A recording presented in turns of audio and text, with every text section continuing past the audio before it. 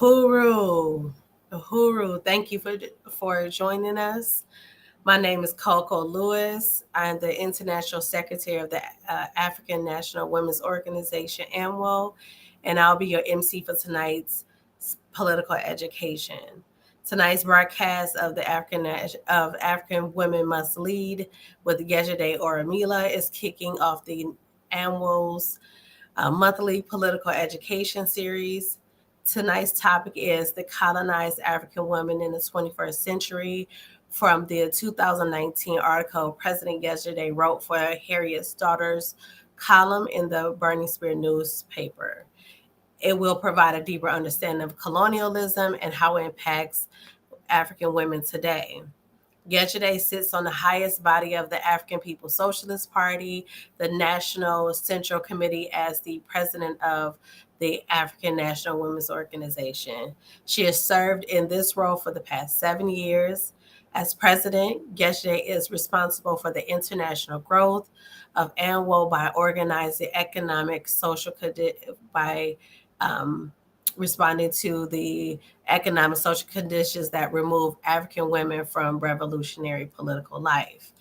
African Women Must Lead is being live streamed on the Burning Spear TV and ANWO's YouTube channels and ANWO's Facebook page. If you like to if you would like to know the exact dates for the future streams, please follow us and check out our website for details. Uhuru, welcome, President Yejide.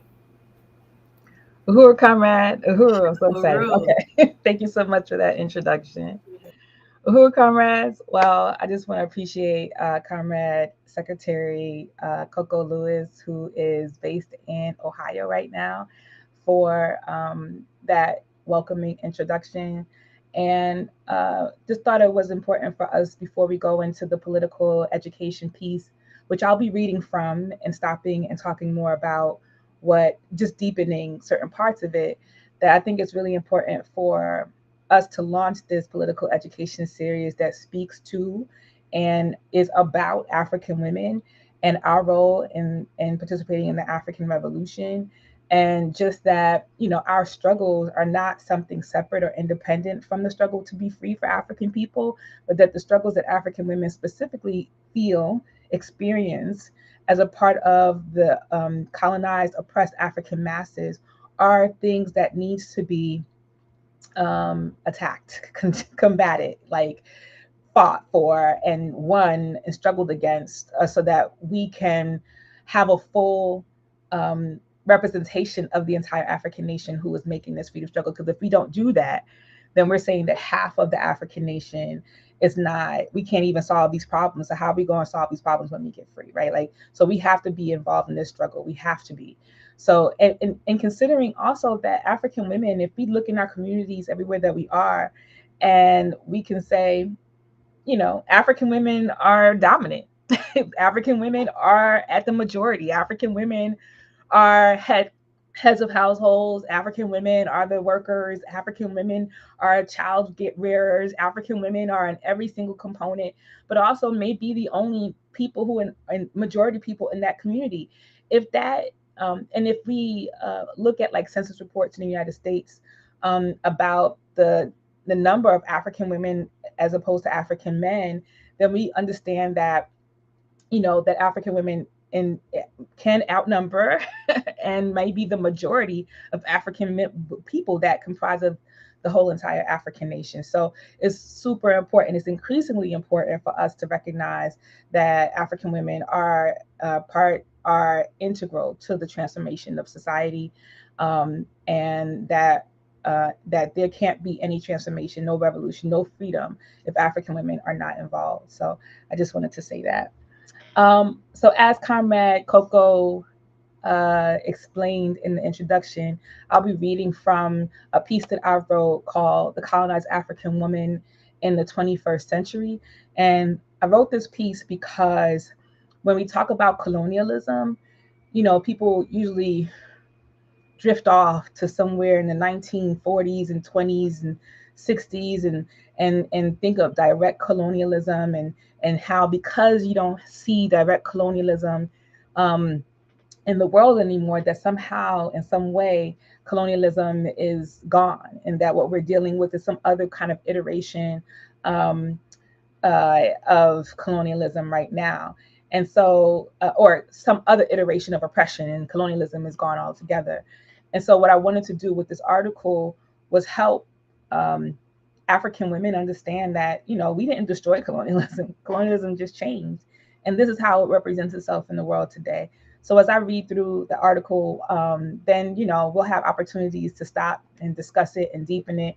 And then there's also going to be a Q&A at some point toward the end of this program. So we're scheduled to be on until 9:30, and we hope to have a really thriving, integral, important question and answer process. Um, so I'll begin. The colonized African, I'm going to be drifting off to the side because that's what my piece is. So the colonized African woman in the 21st century. As African women, we understand that the struggle Black people are up against is colonialism and not racism. Or racism, obviously is the ideas and thoughts in white people's heads. So this is how they think about us. And as the chairman says, like, how do we know when we won against racism? At some point, all the white people say, we are no longer racist, and then and then that's how we gather that racism no longer exists. And the fact is that we have to struggle against the colonial question as opposed to the racism question, because at the point that we have power, which is what colonialism takes from us, then it won't matter what anybody thinks about us. So our struggle as African people is one against colonialism and not racism. Colonialism is also the cause of the contradictions that negatively impact us as women, not patriarchy. So the leading consensus in many rooms that I have been in and spaces that have women who consider themselves activists and organizers take on the lens of feminism, which is that patriarchy is the primary focus of why women are feeling oppression, that men are the thing that are oppressing us. But as African women whose history is inextricably tied with African people, we know that that's not the case, because it wasn't African men that enslaved us. It wasn't African men who created this whole colonial question. It was the colonizer, white people, who came in seeking something and then imprisoned African people as a result of that. So our primary contradiction is colonialism, and patriarchy is a symptom of that. But the primary contradiction for us is colonialism.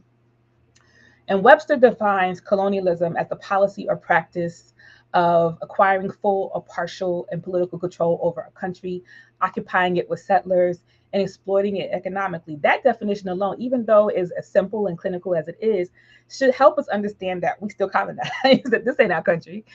We didn't declare this America or United States, and that everything, and that it's still filled with settlers who feel very much entitled in the US in particular. This is where I live, who feel very much that this is their country, and they defined it, they built it, they've worked they had all the bootstraps that they've been able to tie up in order to occupy this land. And so because settlers are still dominating this land and create all the policies, we still live under colonialism. And colonialism is a violent and oppressive process. And it laid the groundwork for the worldwide system of capitalism that began with the European assault on Africa.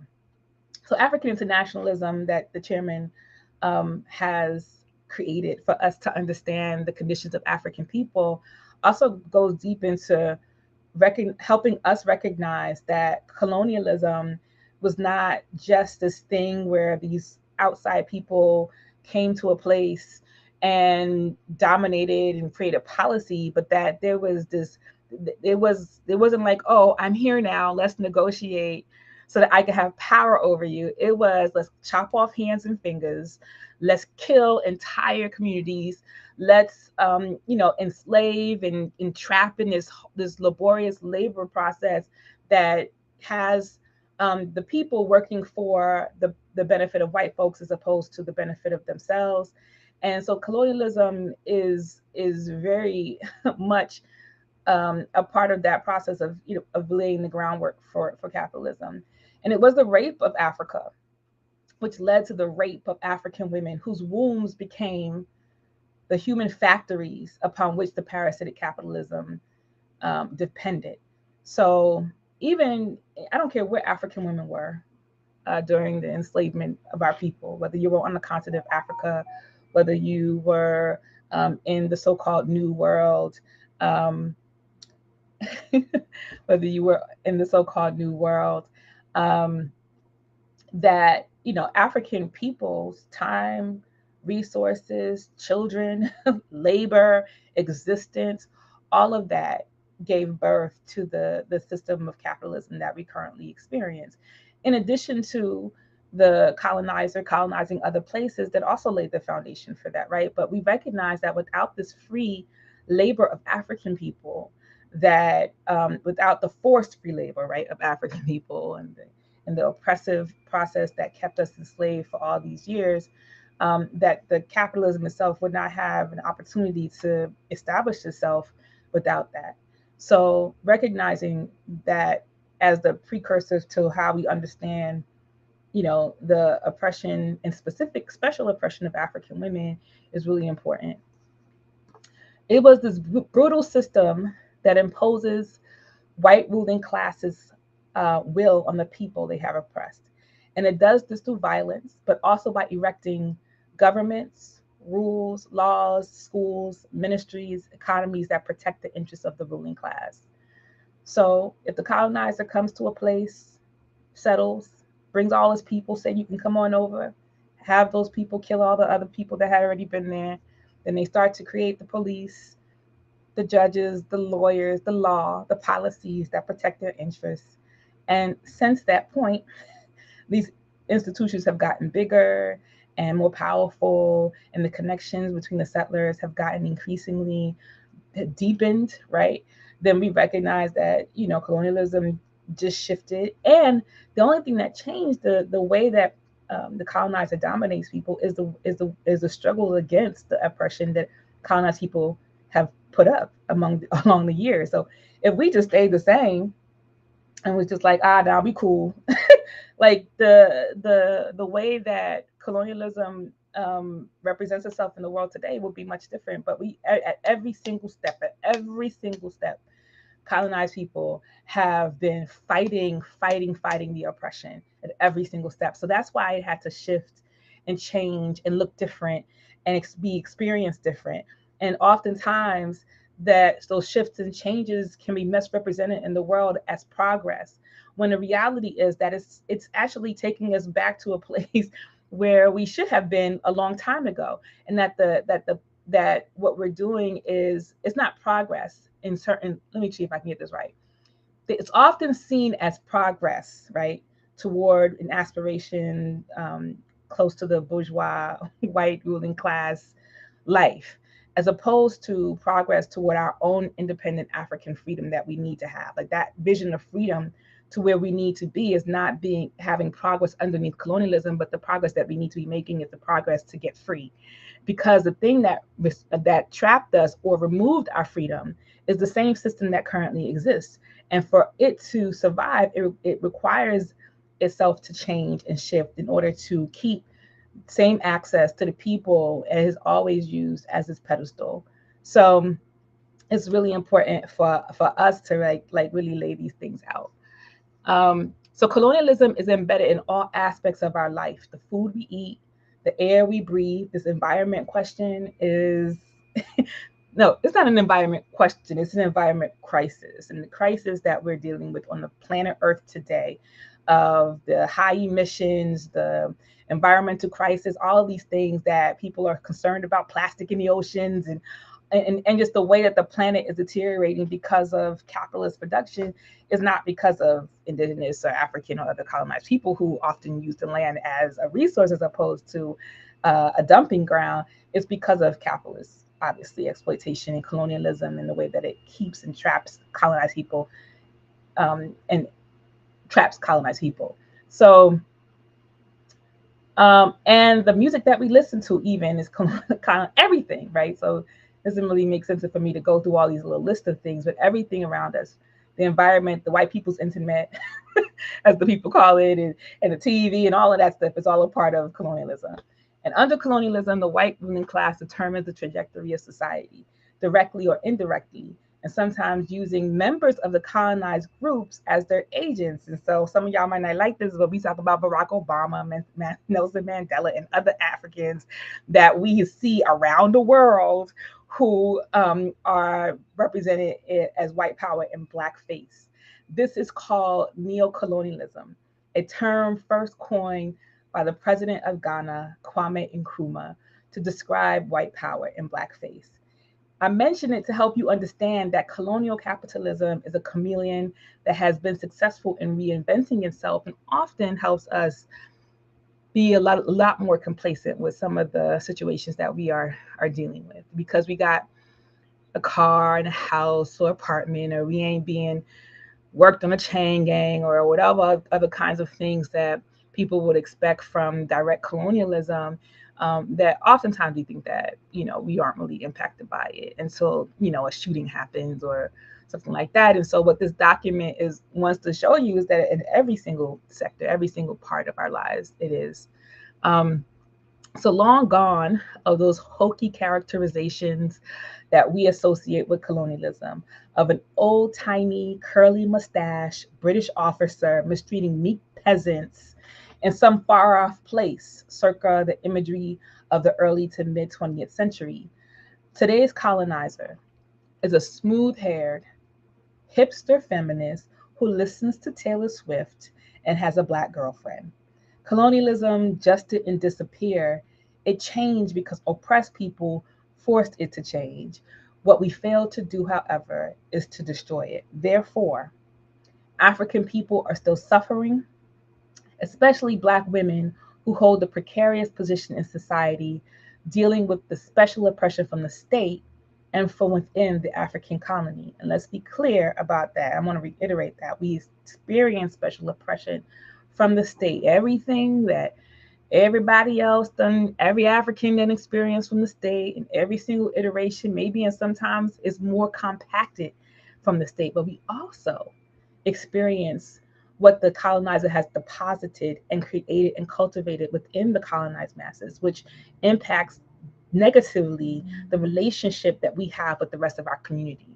So it might be that characterizations of Black womanhood, it might be violence, it might be all these other types of things that often you might see on the internet or within your own family dynamic that would minimize African women or demean African women or harm African women.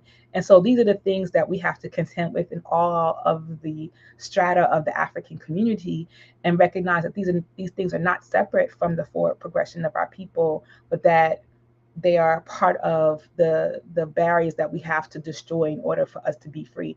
And I keep reiterating that because there's an interconnectedness that's often sometimes gets skipped, because when we talk about African women, and I'm guilty of this.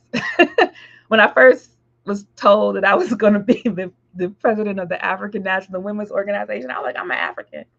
That's all I am, right? And so, like, I didn't want to be pulled out of the African experience. And I think because what that meant to me then and what it could mean to some people now is that we're separating what we experience as African women from the entire question of what it means to what we have to do to get free.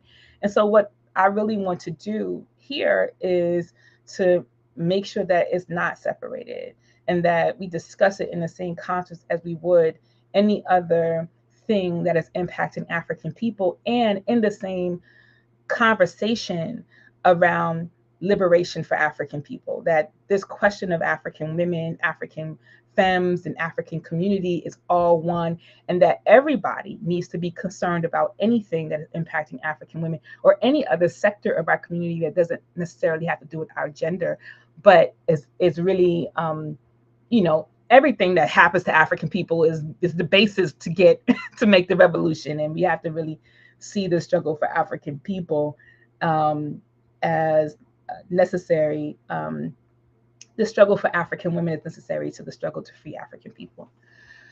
So, therefore, because we haven't destroyed colonialism, African people are still suffering, especially Black women who hold a precarious position in society, dealing with the special oppression from the state and from the African colony. I read that part already. So, who is today's colonized African woman? Let's go through it, right? She is struggling with whether to report her rape to colonial police because she knows it could result in increased police terror in the Black community on one hand, or nothing will happen on the other. She is the office worker who endures characterizations of being unfriendly, antisocial, or a mean woman.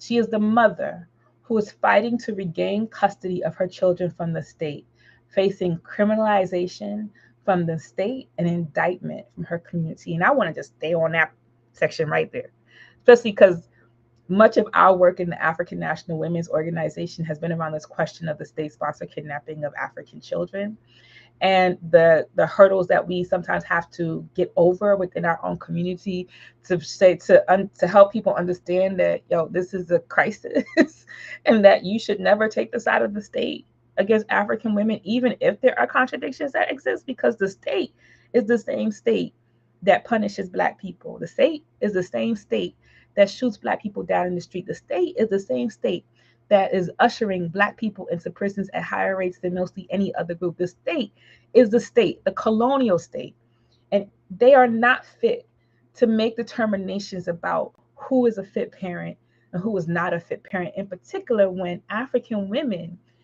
used to leave our children in the house, in the home, or fend for themselves in the early part of the 20th century to take care of white folks' babies.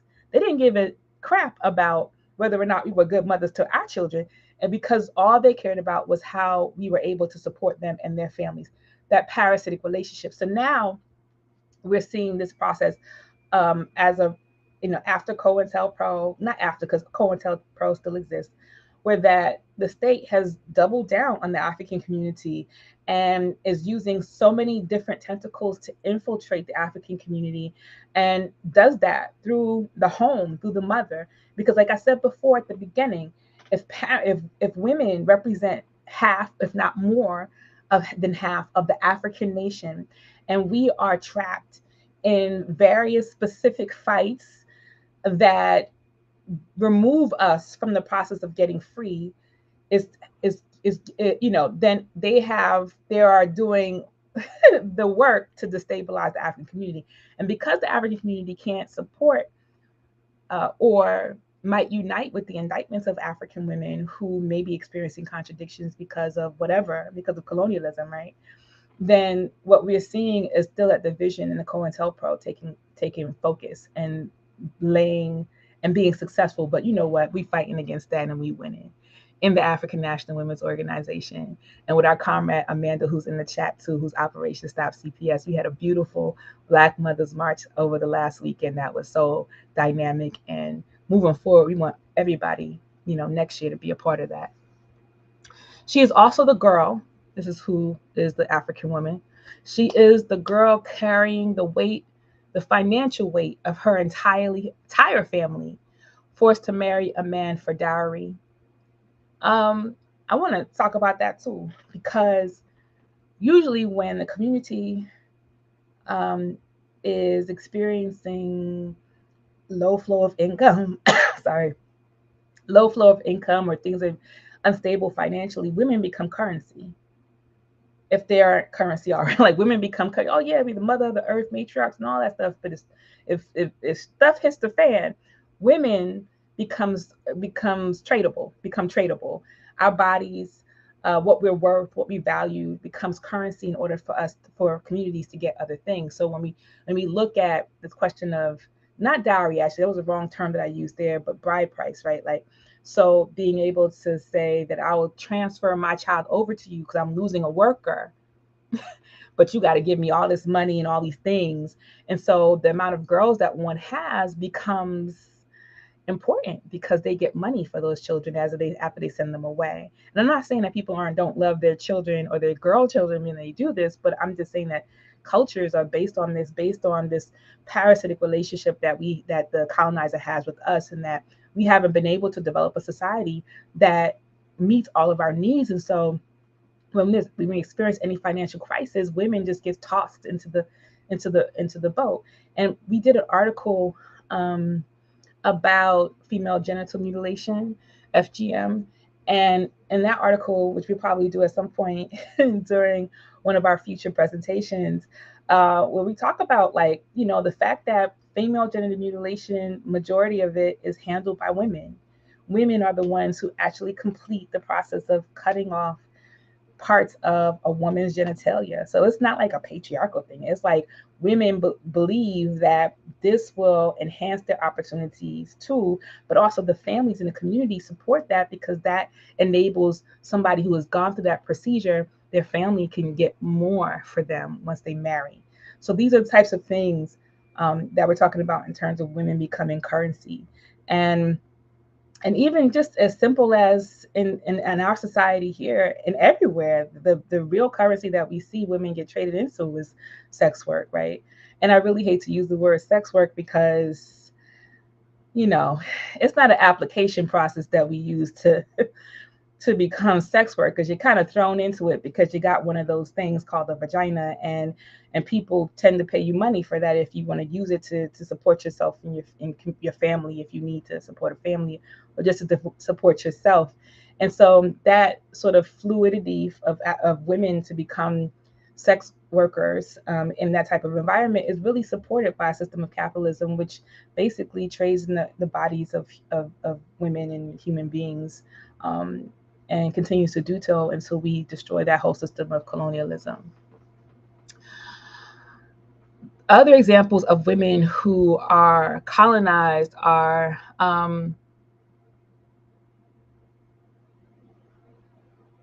there are women who enjoy themselves too loudly in public space and have the police called on them for disturbing white people's peace. So that as white people's peace when colonialism, when you didn't we just see something? I ain't got to use that example. That was an old example and may still be may still be happening in various places. But we just saw an example of this white woman in New York City who attempted to take a rentable bike from this young African man, and felt like she could do that without any consequence. And so these are the types of this is what the colonizer expects from the colonized. You kind of like shirk and move off to the side. And so African women also, have those things that are impacted to us. And I've been in situations as well where white women felt like they had the right to question my presence in a certain location, or just wanted to know exactly what I was doing there, minding my own business. And this is important to stay because oftentimes white women in particular are seen as the lesser of the two evils of whiteness, and I think we've seen more and more over the last few years that that's not the case. She is also a mother who cannot afford to take care of her child, so she gives birth and dumps her baby in a sewer. There are such things in certain communities where there are things called dumpster babies and all of that. So these are the real conditions that we experience, right? She is also a woman who was forced to make decisions about her body and reproduce based on colonial conditions. Sorry, she is also the woman who was forced to make decisions about her body and reproduction based on colonial conditions. So that's for another one, but I really want to go deeply into the kind of decisions that people think are their right to make, right? And I'm in particular the one around abortion and things like that. And that oftentimes that these decisions are not impacted by anything that we necessarily want to do, but about the conditions that create pushes us to make these decisions, right? Like if we had all the things that we need, if we were in a society that honored and treasured human life, and not even that, but just provided the resources for one person to take care of herself and her children, then I would say that the those sort of numbers that we see climb wouldn't be as high. Um, she is also the woman or girl trapped by antiquated traditions that lock her into a life of servitude and isolation. She is even the repugnant African petty bourgeois like Oprah or Michelle Obama, who still get followed in stores or called monkeys in the ruling class media. So no matter how much clout, how much notoriety, how much you've accomplished in society, you still are a colonized monkey to the colonizer. Why? Because we haven't destroyed colonialism. She is the even the pig black cop, that black woman, military or employee of the colonial government, including the workers that carry out the job of taking black children from black families.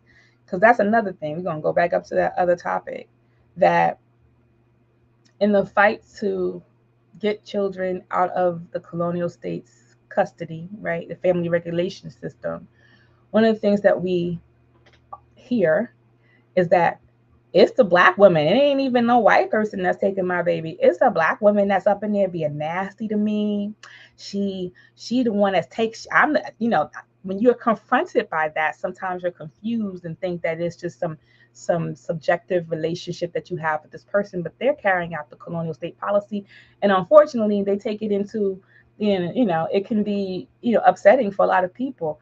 And we just tell people to do in those jobs like what we tell them to do as a cop. You need to get out of that job, because if it's going to put you in a position where you're fighting your own people because of what the colonial state's policies is telling you to do, then that's something that you have to rectify immediately.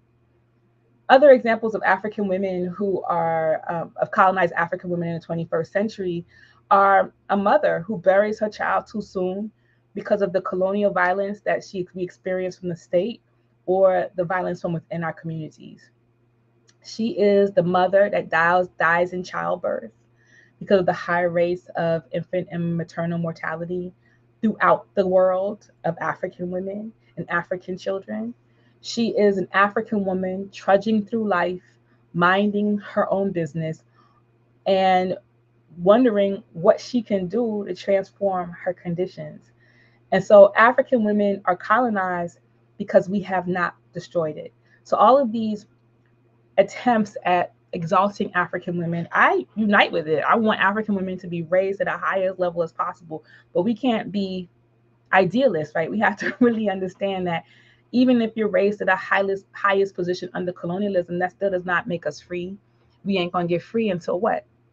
I wish I could hear y'all right now. Until we destroy colonialism, right? Like that is the freedom that we will ultimately need in order to see equality, equal and fairness for the entire world, but particularly African women, and our ability to actually be Black girl magic, and other kinds of sayings that we give to ourselves. So African women workers must help destroy colonialism. It is the only way to ensure that we can be free and that our children don't have to know a world where the African nation is subjugated. We have to do everything to gain. We have everything to gain and nothing to lose. The African petty bourgeoisie woman, on the other hand, has less motivation to destroy capitalist colonialism because she benefits from it. So I mentioned Oprah and some other Black women throughout this article, and there are some of the people who benefit from it. You think they're going to be like out in the streets talking about, we got to destroy colonialism, we got to destroy capitalism? No, they're not going to be saying that thing. They're going to be fighting hard to maintain it and to help other African people recognize that you don't really need to do all of that. So you could often see the African petty bourgeoisie be pitted against the African working class. And the reason why they hold up all these African women who are in high positions is because they recognize the power of African women. And if we can convince African women that this is the status, like this is your hero, as opposed to somebody like Assata Shakur, or as opposed to somebody like Nanny and Queen of the Maroons, or some other African woman who fought against capitalism, colonialism, right? Like if these other people who aspire to be at the highest rank underneath the oppressive system of colonial capitalism, then it eliminates, any other choices, any other way for us to get out of this. So a lot of what we see in the media today, more than I have ever seen in life, is all these African women who are being placed in positions, voted into positions with the expectation from community that they are going to be something different than what has already been, existing. But we should recognize and understand that African women, African people, we have more African people holding office in the United States than we have ever had in any other point in history. And actually, there was more African people who were in office, I think, following the Reconstruction era in the United States.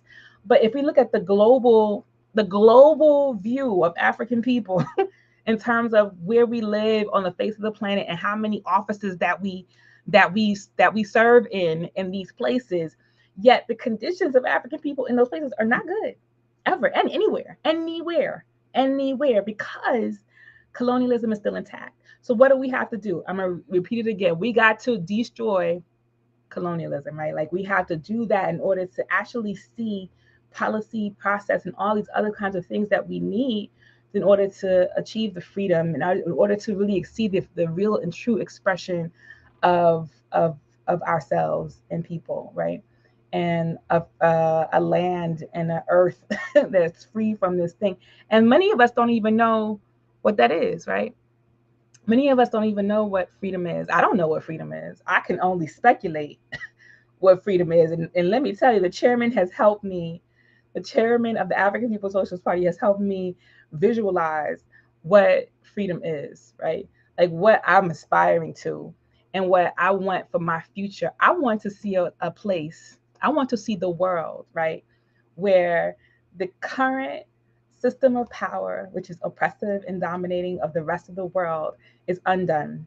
And that the thing that undoes it is the people that have been oppressed, gaining power in their respective places on the face of the planet, getting access to their resources and using those resources to fulfill their life and meeting the needs of those communities. And having the wherewithal, but also the power to defend ourselves against the, what do you call it, like the wild, savage retaliation that can come from a parasite losing its host, right? And how that could reflect in the world. And so for freedom for me is us getting past that stage so that we have all the things, we have all of the resources that can allow us to have schools that are free, allow us to have clean water and electricity, and that every person on the face of the planet is not wanting for anything, that there's not famine and drought, and that the earth is rectifying itself. And these may seem like far off things, but I think that as I said, I'm visualizing. I think that if we were to rectify this situation, right, like we would see a transformation that would be immediate, not just within the people, but within the planet and society itself. It would be immediate. So a lot of the things that we have been used to for so long is now like opened up for us to think about something else and do something else and create new solutions that have nothing to do with the colonial policies that we have been used to for our entire existence for hundreds and hundreds of years. So, I invite you all to tap into that. And I wish I had the piece that the chairman wrote. Specifically, it talks about what does the liberated Africa look like in one of the political reports. And I'll have that for next PE. But that for me was the most groundbreaking thing that I have ever read from anybody, and I really want you all to experience that as well. Um, so the revolution is calling, right? Like the African National Women's Organization, the organization that I lead under the leadership of the African People's Socialist Party, exists as an organization where African women workers can organize our efforts toward the destruction of capitalist colonialism. Through organization, we prepare ourselves and our communities for the emergence of a new world where African women are no longer fourth fiddle, but instead integral to the political running of our society. All African women must prepare to transform society. And we want every single African woman on the planet to make ANWO your organization by supporting it, by joining it, by sharing it with other people and bringing it out in the world everywhere that we are. ANWO is your organization. You need to be a member of it, every African woman. So that's the end of my piece. But I will go on to say that, when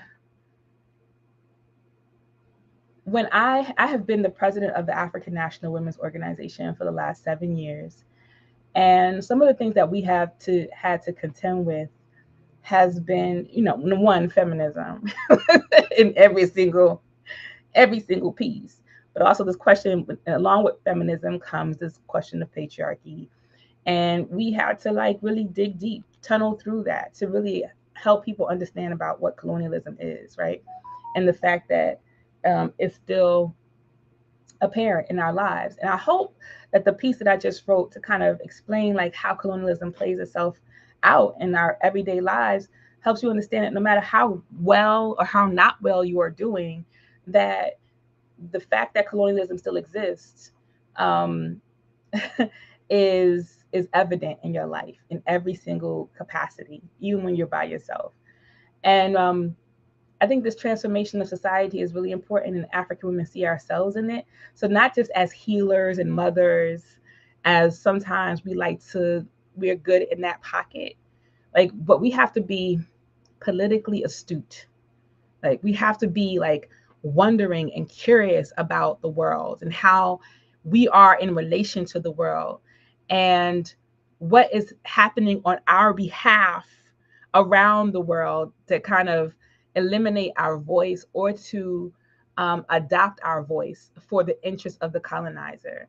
Because if we don't adopt a process or adopt a stance that is politically astute and dig deep into analysis and be able to communicate ourselves about what we are happening, what's experienced with us, what we are experiencing, then we are going to be trapped by the narrative of the oppressor.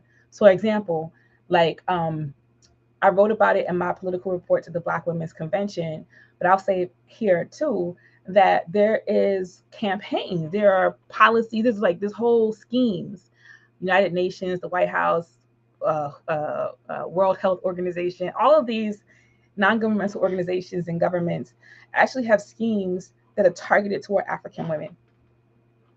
And they may seem like there's the stuff like, oh, we're going to do economic empowerment program to African women, or we're going to make sure that we can tackle this question of that's specific to African women in these places. And then most of us champion that because we say, okay, about time. But they don't care about you. They don't care about us. They only care about getting at the things that we are able to do and undermining other forms of society and community. So, for example, one of the reports that I read was about the what was it the UN report on economics, and they listed an African country that majority of the women work outside of the traditional sector. So they just had they had like hustle jobs, right? And so they were like, oh, we got to make sure that all these women get protected by the equal protection laws, and we got to get them out of these hustle jobs so that they can work in the traditional workforce. Now, what does that say to you? I'll tell you what it says to me. That says to me that these folks is trying to get us entrenched in the capitalist system, that all these other ways that we communicate and sell and make money with one another is outside of the scope of their control. And so when they're talking about making schemes and targeting the health issues or the economic issues primarily, and the way that African women are the jobs and the wage gaps and all these things, it's about satisfying the need of the colonizer to have more control in the lives of African people. And because African women represent a large sector of the African population, again, if not more than half of the African population, it is worth it to them to invest in these things that they expect that African women will be satisfied with. And I'm telling you right now that we should not be satisfied with that. That our responsibility as African people, as African women who should have a vision of ourselves beyond this capitalist system, is to struggle against that and to come up with a narrative that explains exactly how these instances of these policies of these colonial policies are impacting our lives. For example, in Ghana, the majority of women who are majority of people who do cocoa farming is a community-based thing, and the cocoa farmers are mostly women, and when the price of cocoa is set by Europe. So when Europe says we're not going to pay the price that we said we're going to pay at the beginning of the year, then all of these women who had expected to have the resources they need to live are now dealing with it. They're now confronting the Ghanaian government, right? But also the Ghanaian government is now confronting the European government. And so, but being able to say more about that than just that this is just some corrupt system, which is a lot of what we hear often is that this is just a corrupt system. No, we need to explain the chain of actions that contributed to that, because that helps us root out what colonialism is. It helps us root out and help us expose capitalism and how how it continues to damage the lives of African people. And so, because we have to train ourselves in order to think about those things. And what I really appreciate about the chairman is that he says that we are not, we are not subjects of the world. We are objects, right? Like we have to. African people are now objects. We have to. No, we are, I forget the term, but either way, African people are coming back into history, right? And African people are no longer just the objects of history. We are the subjects of history. And by changing and transforming and pushing back, we get to see more and more of ourselves in the world, as opposed to us being talked about. And African women, though, need to be elevated. The only things that I hear about African women in the world, right, are when we are vice president, or when we are appointed the leader of the World Economic Forum, or when we are, the petty bourgeoisie, which does not represent the millions of African women who are trudging, who are struggling, who are trying to figure out what kind of cassava to grow in order to get resources to pay for themselves and food. How many jobs you got to work in order to pay for daycare, and which family member you could tap into who don't got a job, that's working 4 or 5 jobs, who you can help with your child care. Like these are the things that the majority of African women are trying to figure it out. And if you ain't got no kids, just how you make it. Like how do you make it without commodifying or debasing yourself in this society? And really, not considering all these things that, colonialism puts in front of you as a way for you to kind of minimize yourself and remove yourself from history, right? Like, and so really fighting for that, fighting for our voice, fighting for um, the African internationalist narrative, fighting for liberation of African people, which includes us ourselves as African people, and fighting for political education, which is why we're doing this today. um, so the revolution is calling us. The revolution is really calling us. And as somebody who has been a member of the African People's Socialist Party for over 14 years, and have been the president of the African National Women's Organization and sitting on the NCC, the National Central Committee of the African People's Socialist Party, for 7 years, that when I see the growth of African National Women's Organization, I am inspired, right? Like I want this to happen. And I want African men too to understand that you need to get your wives, your cousins, your mamas, your aunties, and all the nieces and I'm about to say nephews, nieces, to be a part of this organization, because this is their organization. And when this is their organization, this is also your organization. And really, like really working with us to really define, what it means to be an African woman today, as an anti-colonial, anti-imperialist African woman fighting for her freedom in a system that does not want her to be free. And what that looks like in terms of programs and contradictions that we need to overturn, because there are so many. But we're making it happen. So I am going to hand it over to my comrade Coco, who is gonna come back up and talk to us more about some of the things that we got going on before we go into the Q&A. So Coco, are you with us? All right, comrade.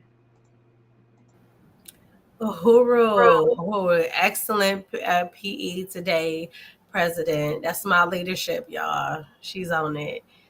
So we are on our way to the QA portion of today's conversation. So please prepare your questions. Remember, please share your name and your location and then your question, and we'll go ahead and get to your question. during our Q&A. But first, I have some announcements. So let's go ahead and bring up the announcements.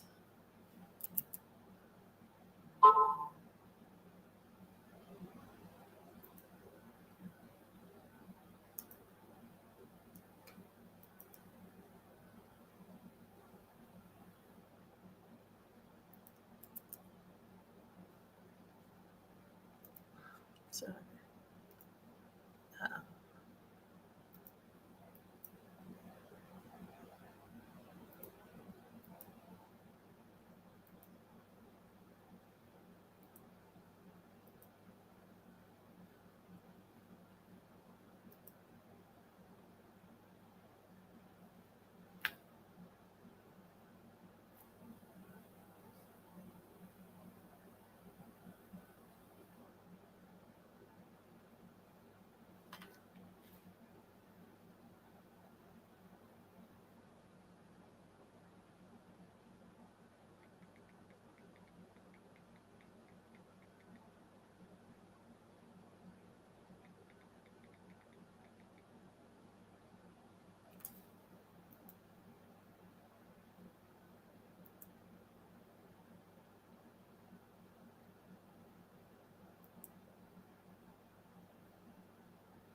Coco is working on that. I'm gonna just sit up here and just keep on talking until we can get these announcements up. But oh, I lost Coco, but she's gonna come back on. But yeah, I just want to. I don't want to address the questions yet. I really want to get to it before the after the announcements. But I'll just keep talking until she comes back up with the announcements. But like it is when the question of class though is so important because who would think about the question of class on an everyday, like if you was just out here in the world and you wouldn't be thinking about the petty bourgeoisie, you'd be trying to aspiring to be the bourgeoisie. Like you'd be like, oh, I'm bougie, I'm bad and bougie, right? Like you like out here in the world, they like being bourgeois is acceptable and it is an aspiration that everybody wants to get to because being bourgeois means that you got luxury, that you living good, and all these other types of things. Oh, my comrade is back. I'm gonna just tell me when you're ready for the share screen. I'm gonna keep talking, comrade. That's all. all right, I'm ready. But the concept of being bourgeois is something that people aspire to, and without like before I came into the okay, it's almost up. Okay, I'll shut up and then we're gonna let the announcements happen. All right, comrade. All right. And can you hear me? Can you thumbs me up if you can hear me? All right. So got some announcements here. First one is we call on African women from all around the world to join the African National Women's Organization. Um, ANWO is the only anti-colonial, anti-imperialist revolutionary organization for Black women. We have members in Africa, Europe, and the United States, of course. Join the international collective of women building the revolutionary capacity of for capacity, the building the revolutionary capacity of African women. Rule. The African National Women's Organization needs your help, to establish our first headquarters. We call on you to reach our $50,000 goal. We have raised $10,000 so far with dues and donations. Our goal for this webinar is $500. If you got it, check the um, Cash App log here, $ Annual Huru, or you can reach out to us on um, our website, annualhuru.org/donate, or you can use your phone on the screen now to be connected to our to pay um, through Cash App. You can make your contribution by going to again to annualhuru.org/donate or Cash App $annualhuru. And if you're donating, shout your donation out in the comments. So, all right. Support Annual's economic development project, Decolonize Hair and Body. Decolonize Hair and Body is a natural personal care products that highlights the natural ingredients and traditional care practices used by Indigenous people all around the world. Get your items today. Also, if you are interested, volunteer with Annual. I'm sorry, with Decolonize. You can also join our marketing committee, but you can go ahead and still Decolonize, and you can also purchase your Decolonize from our website at decolonize.com. Hands off Uhuru, hands off Africa. Support the Uhuru 3 in our fight against the U.S. indictments. Defend the African freedom struggle, defend African liberation struggle, defend the Uhuru movement. Hands off uhuru.org. Volunteer with us today, or volunteer with us in general, and was looking for producers, entrepreneurs, chat moderators, and advocates for our projects. That includes Uhuru Kijiji Child Care Collective and Arrest CPS. Email us at info@annualuhuru.org if you'd like to share your skills. And one last announcement here. I'm excited for this one as a book person. So coming in June of 2023, The Verdict is In. Reparations Now is the new title for Chairman Omani Yeshitela, celebrating the 40th anniversary edition of the report from the 1982 World Tribunal on reparations to African people. Pre-order now at the burningspear.store. And with that, we'll go to the chat. Let's see if we have any questions come in. So if you haven't already put your questions in, put your questions in the chat. Make sure that you include your name, where you are located, and your question. Uhuru, I'm not seeing any questions. Can you hear me? Are you seeing any questions, comrade? Can you hear me? Can you hear me talking? Anybody hear me talking? Can y'all hear me? I'm frozen. Can you hear me? Yep, I can hear you now.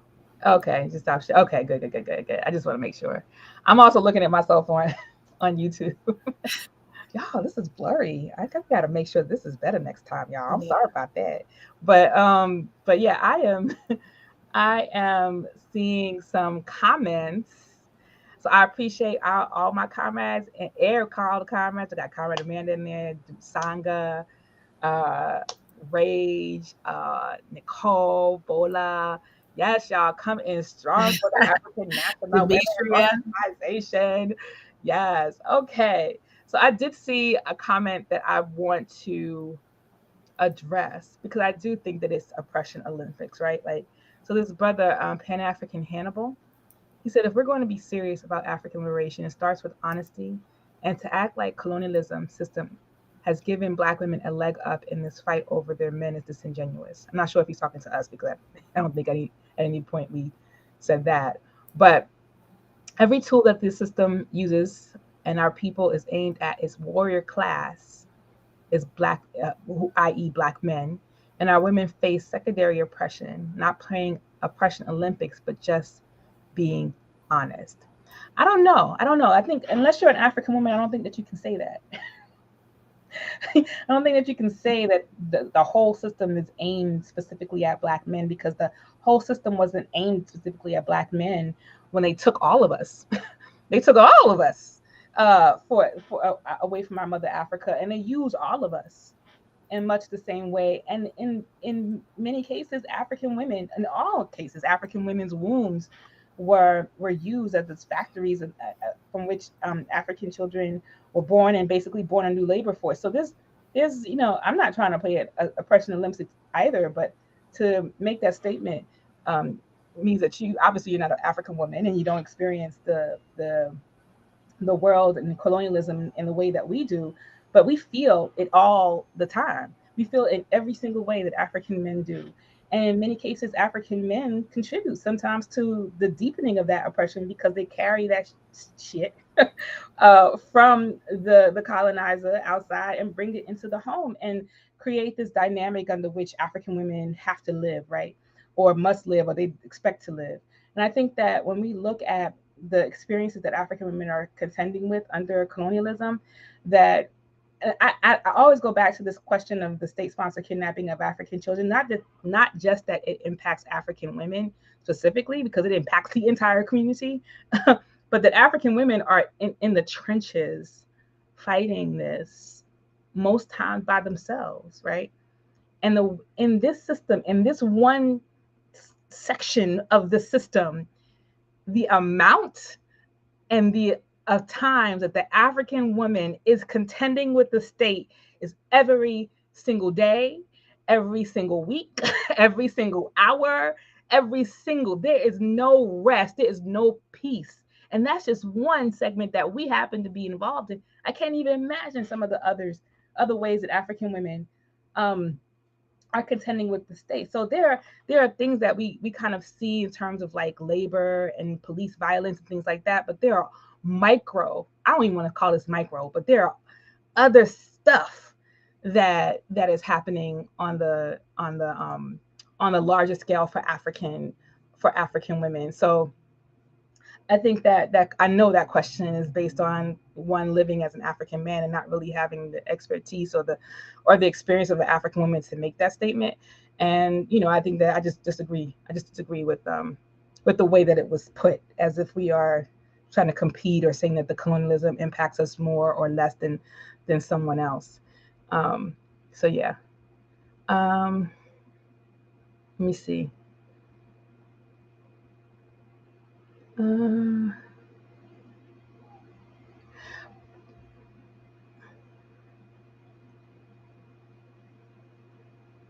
okay, and then I see more. I'm gonna. I think I'm just looking through. I see Pan African Hannibal, um, having a lot of questions and comments with regards to the oppression Olympics, and I think I addressed it from right then and there. Um, okay, Gasso, from occupied Lenni Lenape lands, many leftists would argue that separate organizations are divisive to the collective class struggle. What would you say to that? Whew. I think that the many organizations are representative of the class struggle. There is class allegiance or class division already that exists, which makes it difficult for one African to unite with another African or another group or that. And that class question is always ever present. So, for example, yeah, like the whole question of being um, a Pan Africanist, for example, like for us in the African People's Socialist Party, you recognize that as the petty bourgeoisie. Like to say that all African people must be the same, and that we must struggle for the same things, and that we all must hold hands and be friends, and not really addressing the contradictions, historical contradictions that exist in the world, which is what we understand to be Pan Africanism, right? Like, and not really addressing that class question is contradictory to anything that contradictory to dialectical materialism, sorry, which shows us that African people, the African petty bourgeoisie, will sell out the interests of the African working class at every single step. And we have to make sure that we deal with that at every single step. So they could be the radical African petty bourgeoisie. They could be saying, down with the colonial colonizer.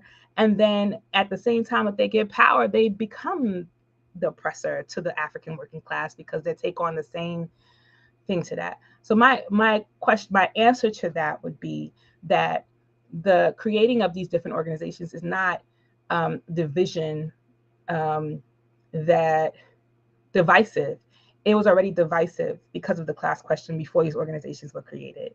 And that if one truly is for the African working class and is the African. Even if you come from the African petty bourgeoisie, you can commit class suicide and work in the interests of the African working class, right?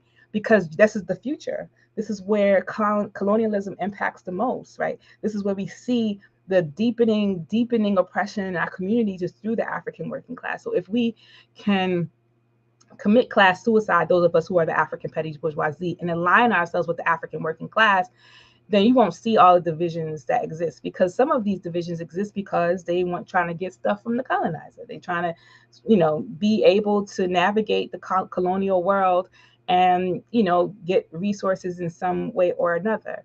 And I think that, the chairman talks about that a lot and has talked about that in many of his studies in terms of class, neocolonialism, African petty bourgeoisie. That really helps us understand that the African petty bourgeoisie is the first to get it. You know what I'm saying? When a revolution comes.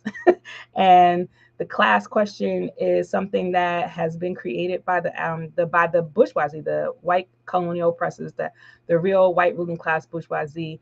And again, it exists in the world because of that. And the organizations that spring up all over the world have their own political interests, and ours in the African People's Socialist Party and the WHO movement is in the interest of the African working class at every single step. And we struggle inside our organization to make sure that the African working class is represented, that we do not sell out the interests of the African working class, and that every single thing we do keeps that centered, right? Like the struggles, the contradictions, democratic centralism, the self-criticism and criticism that we that we take on and that we do inside the organization is always about keeping the people first, despite what one or two people might have as their own political interest.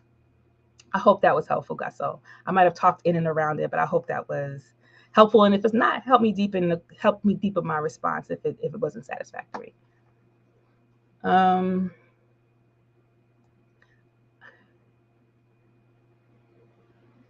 Gigi says, African men and women have a common enemy, and we need to remember that African women face domestic violence at higher rates than African men. Oh, you could put it up here on the screen, can't we? Oh, there we go. Gigi. All right. African women and men have a common enemy, and we need to remember that African women face domestic violence at higher rates than African men. I think that's a good point.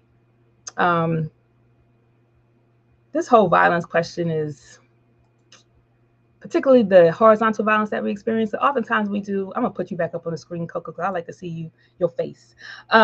This whole question of horizontal violence that oftentimes we talk about in terms of like Black people killing other Black people, in terms of like Black men in the streets and stuff like that. Horizontal violence in terms of street violence, right? But we don't really talk about that in terms of like the violence that is committed, not just African men against African men, but African men against African women against African women.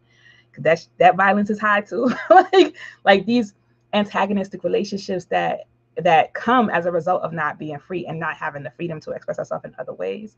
Not like that's the only thing, but also that, if y'all read Fanon says the violence in the colonized community, every time that there's colonialism, the violence in the colonized sector is always high across the board. And in cases where African colonized men are exerting their power, because they can't exert their power over the colonizer, right? So they exert their power over their families, and families sometimes include women and children. And African women also exert their power over their children and other people in their community. So like there's this whole power struggle that happens within the colonized community that happens because of the fact that we ain't free. I believe, I don't know, I don't think this wishful thinking, but I think that if we just talk about numbers, statistics, and variables and all that kind of stuff, that if we get rid of colonialism, if we struggle, if we do that, because getting rid of colonialism is not like tomorrow I'm gonna flip a switch and then colonialism is gonna be gone. The process of becoming uncolonized, decolonized, is a violent process, because the process of getting colonized was violent. So the process of fighting for freedom, becoming uncolonized, is going to be one that is going to transform the person who is fighting to get colonialism off of them. And anybody who's struggling to fight off colonialism in that struggle, men, women, whoever, who are part of that, they're going to have to figure it out as they're fighting the oppressor. So there ain't going to be like these dynamics that will happen in the lumpen proletariat out there in the world, but colonized people who are fighting colonialism directly are going to have to resolve these contradictions that the colonizer has imposed on us through that fight. Because when we get free, it's not going to be anywhere. Like, we can't have it. There was a film that I watched called Sandinistas, and I think that we should watch that again. Anwar actually did a movie night and we watched the Amazon Prime movie called Las Sandinistas, which talked about the Nicaraguan Revolution and the women, how the women experienced that, and how women were really leaders, were also leaders. But there was this whole untalked about misogyny that was happening that nobody contended with, nobody confronted. It didn't seem, and even these strong, capable, amazing, strong women who holding guns in gun battles, fighting off, the state and like killing folks, like these unspoken. But the comrades who were they fighting next to, they didn't have these internal conflict resolution struggles that needed to happen, so that when the Sandinistas won and it became the government, the question of women was still never resolved. And so, as dialectic materialists, we have to look at history and see how those things played itself out, because we don't want to repeat that mess.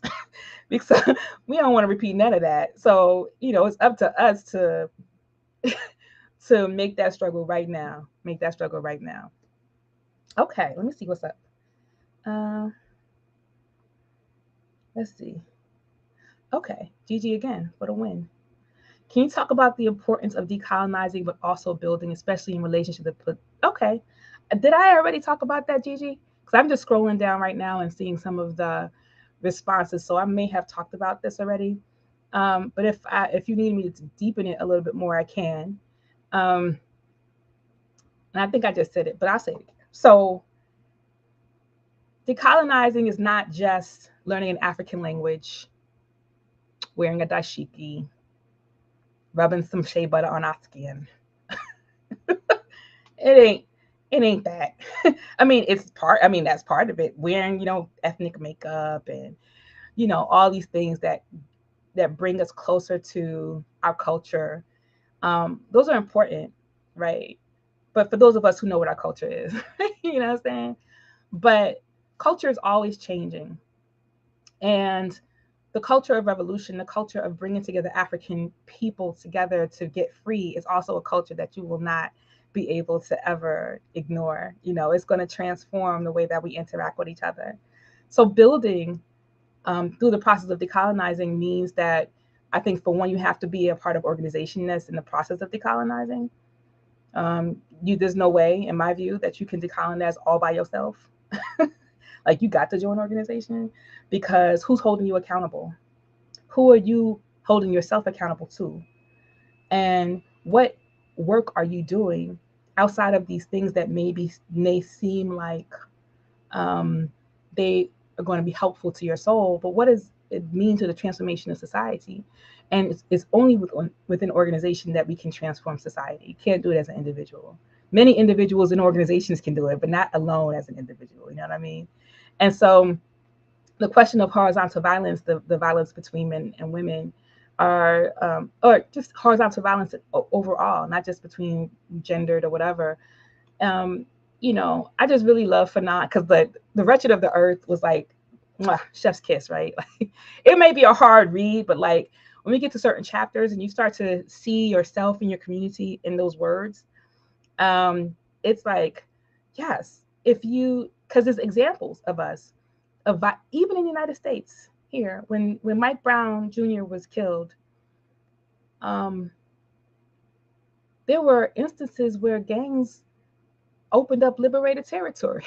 They stopped killing each other and was like, you come in here, it's like we're going to protect you from the state, sort of thing. Like, the instances of horizontal violence decreased because we found something that we can push back against. We were able to bring our power toward the enemy, right?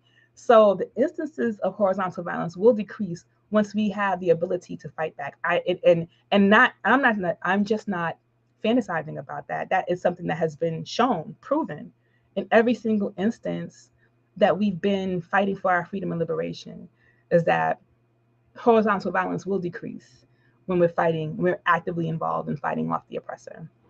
So I hope that's helpful. Okay. Like building alternative structures to address violence or conflict or health disparities. Yeah, yes. Well, we're doing that now too. That was in addition to that question. Like, we don't want to wait until we get free, because we're going to get free, y'all. But are we going to be chickens with our heads cut off when we get free, or are we going to be seasoned organizers, planners, and establishers of organizations and institutions that's going to facilitate the growth of our free Africa and African people? And so, yes, gotcha. I got that question. So I think that, yes, we are decolonizing is the process of building all of these institutions, and they can start right now. And they have started right now. And as Comrade Ray just put in the chat, we are building right now. African National Women's Organization got a building. We about to open this thing up to the people. It's going to be the embassy. I know y'all don't like that word. I don't like the embassy word, but it's going to be the hub, the metro of the African women world. The Mecca. Yeah, the Mecca. There we go. The Mecca of the African women's world. Like, we have the Black Power Blueprint in St. Louis that has been building the African Women's Health Clinic and the Doula Project. And we have the workforce program and the community gardens. And we have the One Africa, One Nation marketplaces that talk about economics for African community. And any other thing that we can create now is something that we're working on. So, and we don't, by all means, we do not have all the answers, and we do not have all the solutions to everything in the world, right?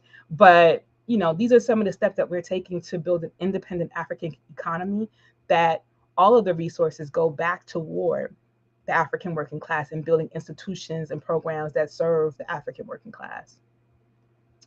I see this question from Prester John. I wonder, has Cuba put African nations in debt offering them medical services? I think they sent medical help as an act of solidarity with Global South nations.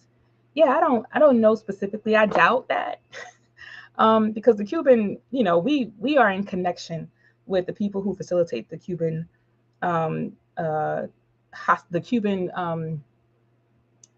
doctors train. I don't know the official word. I'm losing my thought right now, but like the training of doctors, IFCO, right? And the tours to Cuba, and we've had people who've gone to Cuba recently to look at some of the programs, and African people, anybody is being trained in Cuba.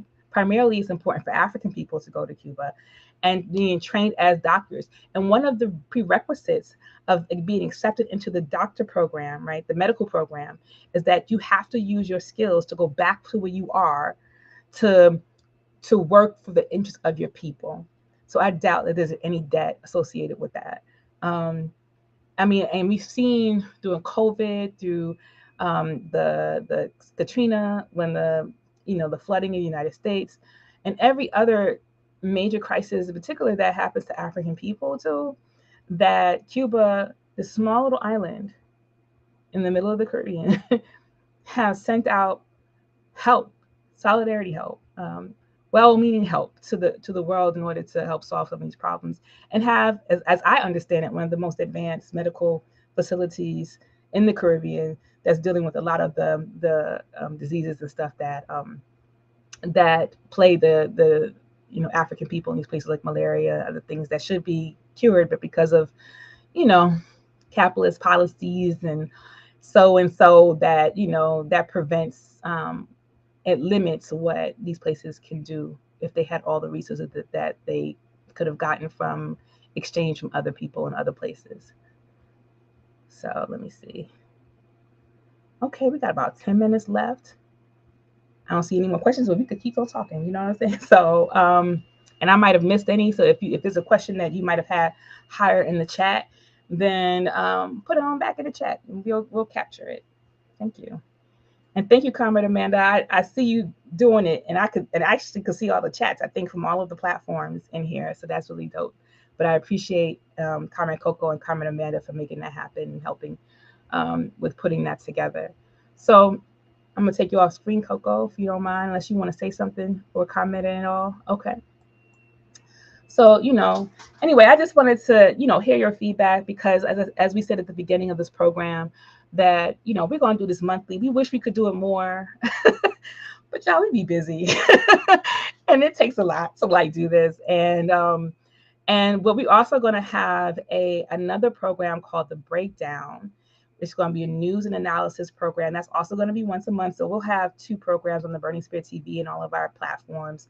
And The Breakdown is going to include people, African women from all over the world and other colonized women too, if we select them to come onto our program and talk about their issues and their places, because we want to have the voice of the international African women working class.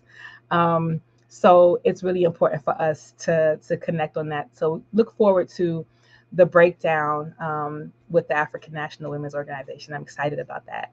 And our first program should be on June 11th.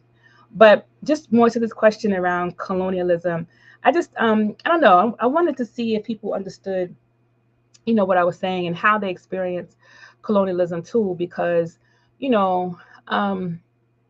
it's not in our faces as blatantly as it would be, if we were under direct colonialism. Because, direct colonialism was easy to understand, right?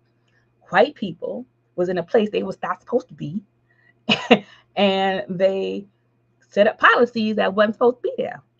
But when you now got the facilitators of white people's policy in blackface, and you got a lot more freedom than you used to have, because you're becoming more indoctrinated into that, then you start to believe that somehow you are less colonized, or you think that colonialism is just the process of something like, wearing African jewelry or something like that, or just learning a language and stop, eating meat or something. I don't know, but I really want people to understand that the process of decolonizing is not just a mental one, it is a physical one.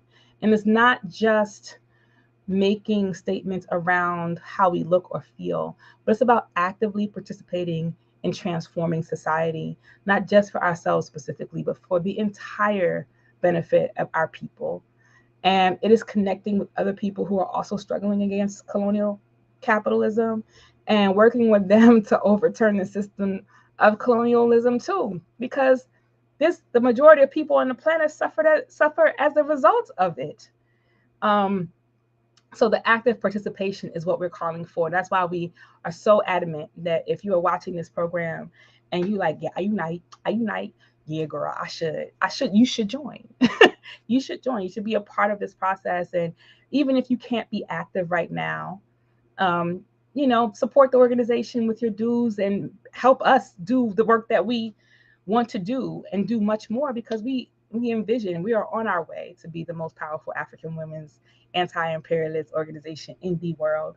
And we want you all to be a part of that process, but we also want to make sure that we are communicating the African internationalism to you, that African women are understanding our place in society as an African woman in an African colonized nation that is oppressed by the colonizer, white nation, and what that would take for us to get free.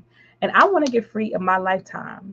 Like, I don't want this for my daughter's already an adult, but like, I don't want this for my offspring and my offspring, when I'm long and gone. I want it to be a free world, right? Like, I want there to be freedom. I want there to be a future.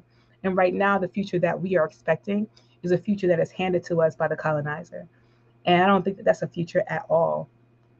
Well, I know that's not a future at all. And so it's up to us to really build that relationship that we have with one another as anti-colonial, anti-imperialist African people who just, I'd say enough is enough, and Black power is the way it is. The Black power is necessary in order to free ourselves from the clutches of this beast.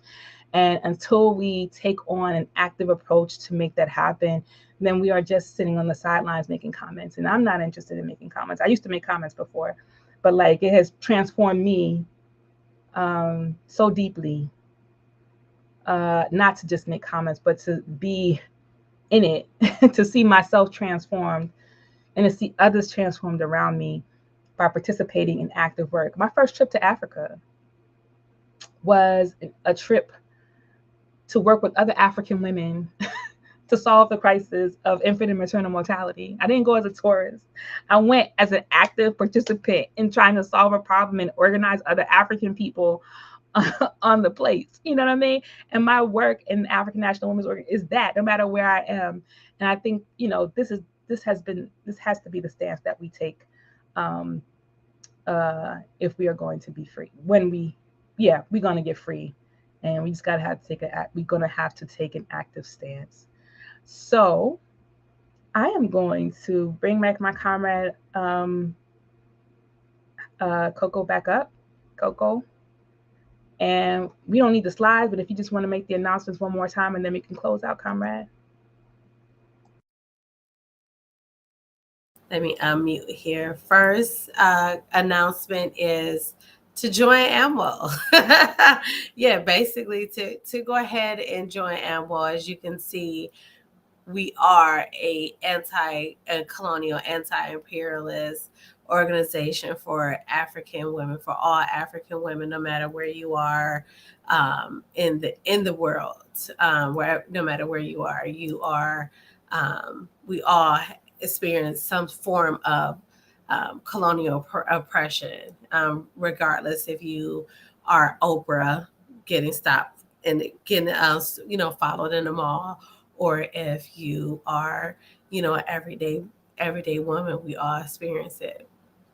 So to learn more about membership and to join us, visit amwohuru.org/join.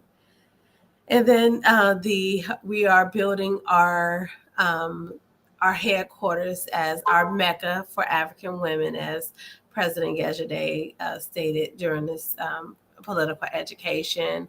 We are on our way to our $50,000 goal. So we have raised over $10,000 so far this year, and our goal for this webinar is 500. So whoever got the 500, just throw it. You can remain anonymous. Just go to amwohuru.org/donate, or you can go to our Cash App at $AmwoOhuru.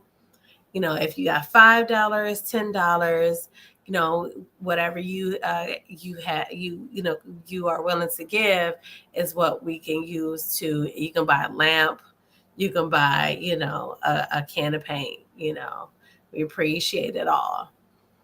Also, a way to support AMWO is to buy from our economic development project, which is Decolonize Hair and Body. People ask me all the time, "Wow, my skin, I'm 40, I think I look good for 40, and that's Decolonize. I use it every day." We have myself and my child, because it is a hair and body natural personal care brand.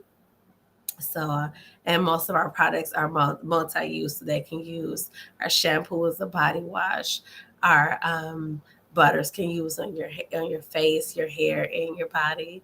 So yeah, I'm in love with Decolonize, and that's at decolonize.com. That's DECOLONAISE.com. So decolonize.com. You can also join, volunteer with Decolonize, and you can also volunteer with AMWO. So giving your time back to the projects and the causes of AMWO. There's also our Hands Off Uhuru, Hands Off Africa, which is against the Uhuru 3. These are AMWO. These are African People's Socialist Party leaders who recently have been indicted by the U.S. So we are organizing to, of course, and raising funds for the legal defense, but also organizing to get people behind the movement to defend. We're one nation, we're one Africa, right? So, and we need to go ahead and defend our leaders against these attacks, these baseless, and these attacks against the Uhuru movement. Also, the chairman's new book is coming out. I'm excited. It is the 40th anniversary edition of the report from the 1982 World Tribunal of Reparations to African People, and it's entitled "The Verdict Is In: Reparations Now." Reparations been a buzzword, as we know, and this is a way. Chairman's been talking about it for over 40 years. We know now. So, when I came into the organization, we were talking about reparations now. Uhuru. So I think that we're at time. Yep. Thank you so much, comrades. And I just appreciate this kickoff to our monthly political education series, African Women Must Lead, with me, Yejide Orunmila. And I look forward to having a discussion with you next month. And we'll put the events up on our website. So thank you so much, comrades. Uhuru. We are winning. African Women Must Lead. Uhuru.